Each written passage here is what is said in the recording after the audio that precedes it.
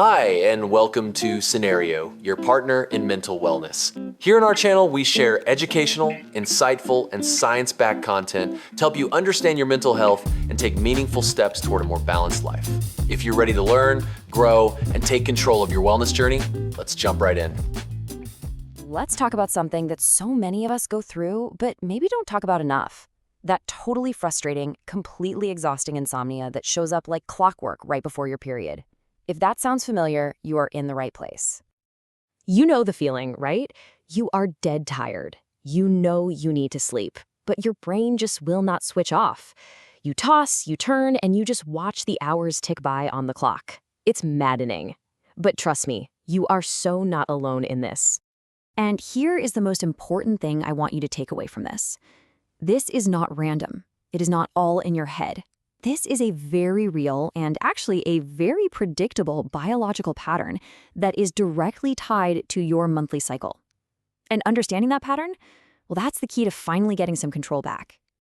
All right, so let's get into the nitty-gritty. To figure out how to deal with this, we've got to understand what is actually going on inside our bodies. We're going to break down the science, but I promise, we'll keep it simple. It all pretty much boils down to a story about two key hormones, progesterone and estrogen. You see, after you ovulate, in that second half of your cycle, both of these hormones are riding high, and that's great. It has this lovely, calming, sleep-promoting effect. But then, right before your period starts, they both just fall off a cliff.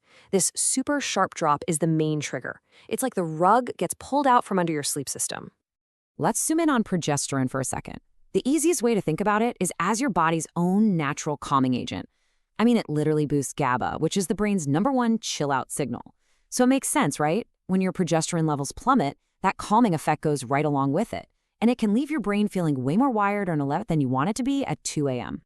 So this big hormonal shift basically unleashes a triple threat against your sleep. First, that drop in estrogen can directly mess with your melatonin production. That's the key hormone that tells your brain, hey, it's nighttime, go to sleep. Second, your body temperature gets all out of whack. Progesterone actually keeps your body a little bit warmer, so when it disappears, it disrupts the natural cooling down process your body needs to get into that deep restorative sleep. And then, of course, there's the actual physical pain. Cramps, bloating, headaches, all of which can be more than enough to physically jolt you awake. But wait, there's more. It's not just physical. The biology kicks off this really nasty feedback loop between your sleep and your mood. And that's why it can feel like such a vicious cycle that's impossible to escape. So here's how it goes down. It all starts with that hormone drop, making it harder to sleep. Then, just one bad night makes you feel more anxious, more irritable, maybe a little down the next day. That heightened stress pumps up your cortisol levels, the stress hormone. And here's the real kicker. When your cortisol is high in the evening, it actively fights against sleep, which just makes the next night even harder. And round we go. Okay, so that's the bad news. It might sound a little bleak, but here's the great news. The fact that this whole thing is predictable is actually our biggest advantage. It means we can plan for it. We can be proactive. So let's open up our sleep toolkit and see what we can do. The first step is to know your timing. The crucial period, your high-risk window, is typically the 3 to 7 days right before your period starts. This is when you want to get really strategic. This is when you pull out the toolkit. All right, part 1 is all about getting back to basics, but doubling down on them. During this window, consistency is your best friend. Stick to that bedtime and wake-up time, even if you slept terribly. Remember that temperature thing? Counteract it. Keep your bedroom cool, use sheets that breathe. And this is the time to be really strict about avoiding caffeine in the afternoon and limiting alcohol. And please, dim those lights and get off your screens an hour before bed. Give your body's natural melatonin a fighting chance. Okay, next up, let's go to war with that physical discomfort. Because it's pretty hard to sleep if you're in pain, right? Simple things can be a game changer here. A heat pack on your stomach, amazing for cramps. Gentle, relaxing stretches before bed can do wonders for an aching back. And you can even be strategic with pain relief. Talk to your doctor, of course, but you can time it so it's working its hardest during those middle-of-the-night hours when pain is most likely to wake you up. And finally, we have to tackle the mental side of that feedback loop. This is all about deliberately calming your mind so you can lower those cortisol levels. Just 20 minutes of mindfulness or a guided meditation can seriously break that stress cycle. Some people find things like magnesium or a bit of melatonin can help, but you absolutely have to check with your doctor first. And this is huge. Learn to talk back to those anxious thoughts about not sleeping.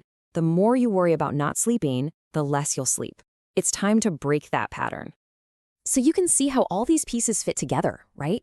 It's not about finding one single magic fix. It's about building a plan and finally taking control of your cycle instead of just letting it control you. And this quote just says it all perfectly.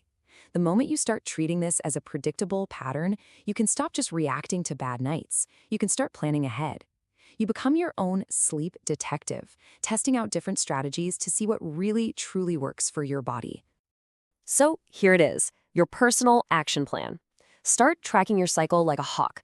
Pinpoint exactly when the sleep problems start and end. Once you can forecast that high-risk window, you can start scheduling your life around it. Maybe that big deadline or that intense workout gets moved to a different week. And don't underestimate the power of just communicating. Letting your partner or your team know, hey, I might have a little less energy this week, can make a world of difference. So as we wrap this up, I want you to think about this question. Of everything we've talked about, the science, that vicious cycle, all the tools in the toolkit, what is just one thing, one small, doable strategy that you're going to commit to trying during your next high-risk window?